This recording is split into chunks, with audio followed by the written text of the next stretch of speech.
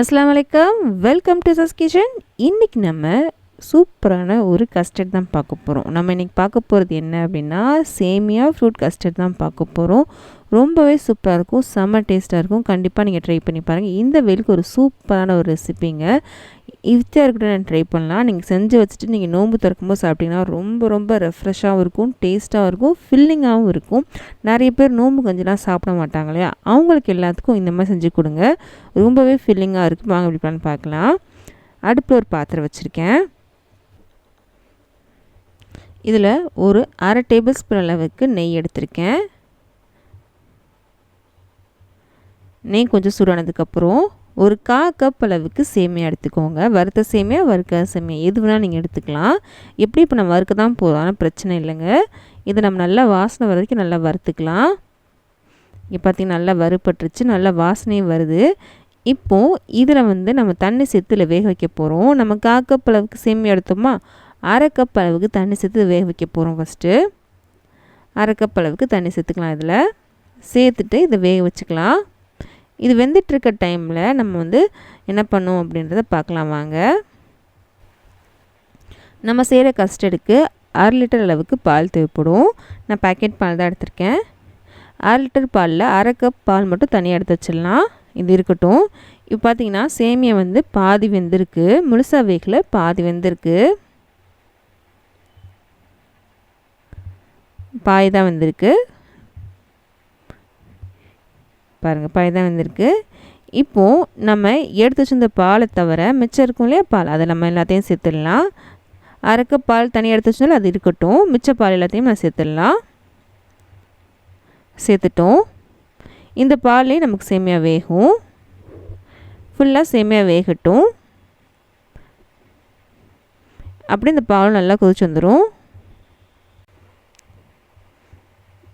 இதே டைமில் பால் நல்லா சூடாயிரும், நமக்கு சேமியாவும் நல்லா வெந்துடும். பார்த்திங்கன்னா பால் நல்லாவே சூடாயிருச்சு, சேமியாவும் நல்லாவே வெந்துருச்சு.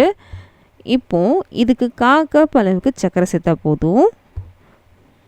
இதுக்கு மேலே சர்க்கரை சேர்த்துக்கா ரொம்ப இனிப்பாயிரும். ஆனால் 1/4 கப் அளவுக்கு சர்க்கரையே போதும்.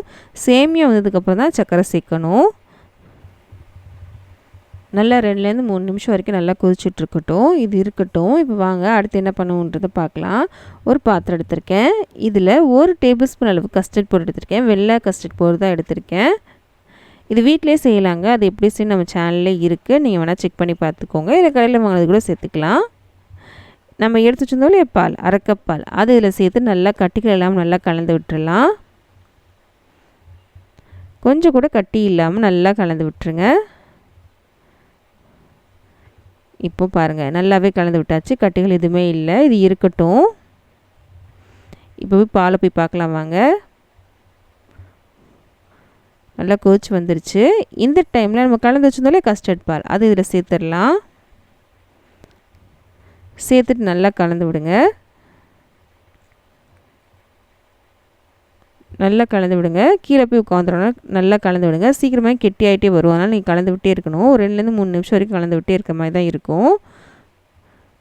பார்த்திங்கன்னா நமக்கு ரெடி ஆயிடுச்சு. இப்போ கொஞ்சம் தண்ணியான மாதிரி தானே இருக்குது. கொஞ்சம் ஆறினதுக்கப்புறம் நல்லாவே திக்காயிரும் நமக்கு இது. இப்போ நம்ம அடுப்பு ஆஃப் பண்ணிடலாம். அடுப்பு ஆஃப் பண்ணிவிட்டு இது நல்லா ஆறினதுக்கப்புறம் ஃப்ரிட்ஜில் வச்சு நல்லா சில் பண்ணி எடுத்துக்கலாம் நம்ம இதை. இப்போ நல்லா ஆடினதுக்கப்புறம் ஃப்ரிட்ஜில் வச்சு நல்லா சில் பண்ணி எடுத்துட்டேன். நல்லா ஜில்லுன்னு இருக்குது, கொஞ்சம் திக்கும் ஆயிடுச்சு பாருங்கள். இப்போ நம்ம சர்வ் பண்ண ஆரம்பிச்சிடலாம். ஒரு கிளாஸ் எடுத்திருக்கேன். இதில் ஃபஸ்ட்டு நம்ம சப்ஜா விதை சேர்க்க போகிறோம். சப்ஜா விதை ஒரு 1/2 மணி நேரத்துக்கு முன்னாடி ஊற வச்சுட்டேன். இதை நம்ம சேர்த்துடலாம். ஒரு லேயராக நீங்கள் சேர்த்துக்கோங்க. இது உடம்பு குளிர்ச்சி தான், ஆனால் நீங்கள் நிறையவே சேர்த்துக்கலாம், ஒன்றும் பிரச்சனை இல்லைங்க. சேர்த்துட்டோம். இதுக்கப்புறம் ரோஸ் மில்க் சிரப் இருக்குல்ல, அதை நான் சேர்க்குறேன். இது ஆப்ஷனல் தான், உங்களுக்கு வேணுன்னா சேர்த்துக்கலாம், இல்லைனா விட்டுடலாம். ஆனால் சேர்த்திங்கன்னா டேஸ்ட் நல்லாயிருக்கும், பார்க்கவும் கலர்ஃபுல்லாக இருக்கும். ரூஅப்ஸா தான் நான் சேர்த்துருக்கேன். இதுக்கப்புறம் நம்ம செஞ்சு வச்சுருந்தோம் இல்லையா சேமியா கஸ்டர்ட், அதை நம்ம சேர்த்துடலாம். 2 கரண்டி சேர்த்துருக்கேன்.